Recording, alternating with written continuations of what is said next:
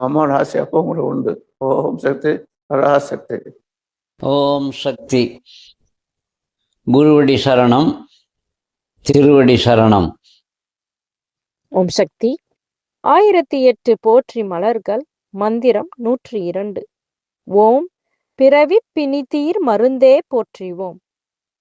ஒவ்வொரு உயிரும் காரண காரியத்தோடு படைக்கப்பட்டுள்ளன. ஓரறிவு உயிரிலிருந்து ஆறறிவு பெற்ற நிலைக்கு முன்னேறி வந்த ஒரு உயிருக்கு மனித உடம்பு கிடைத்திருக்கிறது. மேலும் முன்னேறி தெய்வ நிலை அடைய வேண்டும். மேலும் முன்னேறி எந்த ஒரு மூலப்பொருளிலிருந்து வந்தோமோ அதில் போய் ஐக்கியமாகிவிட வேண்டும். அதுவே உயிரின் குறிக்கோள். இதெல்லாம் புரியாமலும் தெரியாமலும் மனிதன் பாவ புண்ணியங்களை செய்கிறான். அதற்கேற்ற இன்ப துன்ப அனுபவங்கள் தரப்படுகின்றன. கர்ம வினை காரணமாக மீண்டும் ஒரு பிறவி அளிக்கப்படுகிறது. கர்மம் பிறவியில் தள்ளுகிறது. பிறந்த பின்பும் கர்மம் வந்து வாய்க்கிறது. இது சங்கிலி தொடர் போல நீண்டு கொண்டே போகிறது. ஒரே பிறவியில் மொத்த வினைகளையும் பயன்களையும் கொடுத்தால் தாங்க மாட்டான் என்பதால் மேலும் சில பிறவிகள் எடுத்து கழிக்கட்டும் என்று வினை பயன்களை அளந்து கொடுக்கிறாள். ஒரே பிறவியில் ஒருவன் முழுமை பெற முடியாது என்பதால் பல பிறவிகள் இன்ப துன்ப அனுபவங்கள் கொடுக்கப்படுகின்றன. மனிதன் அறிந்தும் அறியாமலும் பாவமும் செய்கிறான், புண்ணியமும் செய்கிறான்.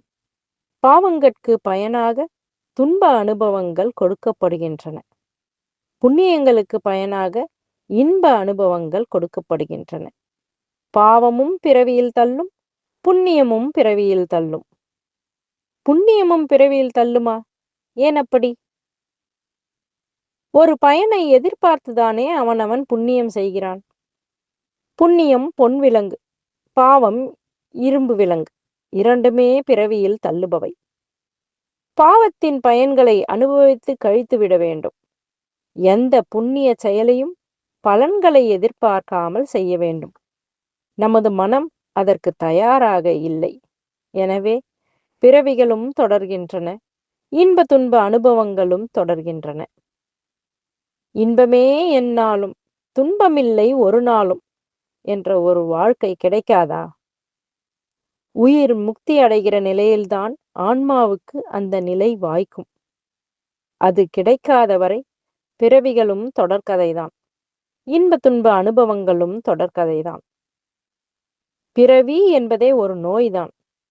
இந்த நோய்க்கு மருந்தாக இருப்பவள் அன்னை ஆதிபராசக்தி தான். பிறவியிலிருந்து தப்பிக்க 2 மருந்துகள் உள்ளன.